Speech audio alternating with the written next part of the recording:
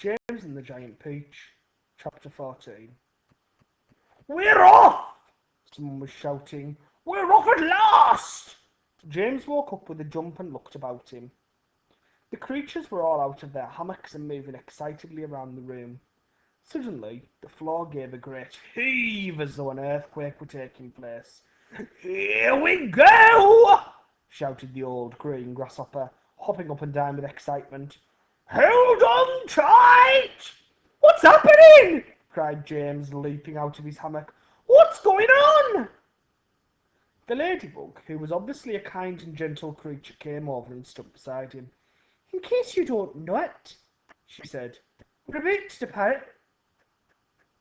depart forever from the top of this ghastly hill that we've all been living on for so long. We're about to roll away inside of this great big beautiful peach to a land of what? Never you mind, said the ladybug, but nothing could be worse than this desolate hilltop and those two repulsive aunts of yours. Hear, hear! They all shouted. Hear, hear! You may not have noticed it, the ladybug went on, but the whole garden, even before it reaches the steep edge of the hill, happens to be on a steep slope, and therefore the only thing that has been stopping this peach from rolling right from the beginning is the thick stem attaching it to the tree.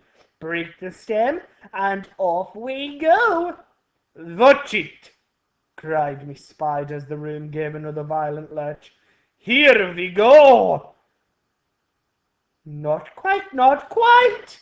At this moment, continued the ladybug, our centipede, who has a pair of jaws as sharp as razors, is up there on top of the peach, nibbling away at that stem. In fact, he must be nearly through it, as you can tell from the way we're lurching about. Would you like me to take you under my wings so that you won't fall over when we start rolling? That's very kind of you, said James, but I think I'll be all right. Just then, the centipede stuck his grinning face through a hole in the ceiling and shouted, I've done it! We're off!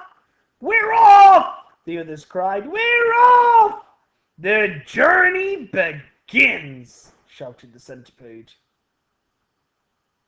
Who knows where it'll end, muttered the earthworm. If you've anything to do with it, it can only mean trouble. Nonsense, said the ladybug. We are now about to visit the most marvellous places and see the most wonderful things. Isn't that so, centipede? There's no knowing what we will see, cried the centipede. We may see a creature with 49 heads who lives in the desolate snows, and whenever he catches a cold, which he dreads, he has 49 noses to blow. We may see the venomous pink-spotted scrunch who can chew up a man with one bite.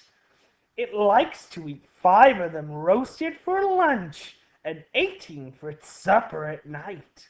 We may see a dragon, and nobody knows that we won't see a unicorn there. We may see a terrible monster with toes growing out of the tufts of his hair. We may see the sweet little bitty bright hen, so playful, so kind and well-bred, and such beautiful eggs. You just boil them and then they explode and they blow off your head.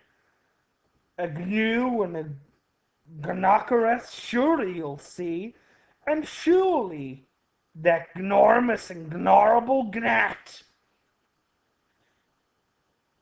who's sitting when it stings you goes in at the knees and comes out through the top of your hat.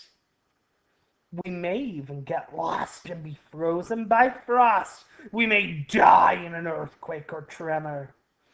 Or nastier still, we may even be tossed on the horns of a furious dilemma. But who cares? Let us go from this horrible hill.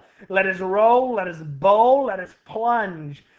Let's go rolling and bowling and spilling and spitting until we're away from old Spiker and Sponge.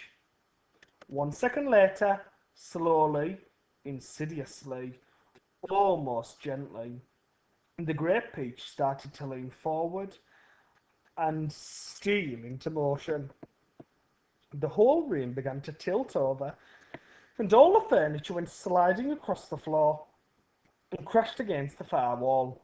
So did James and the ladybug, and the old green grasshopper, and Miss Spider and the earthworm, also the centipede who had just come slithering quickly down the wall.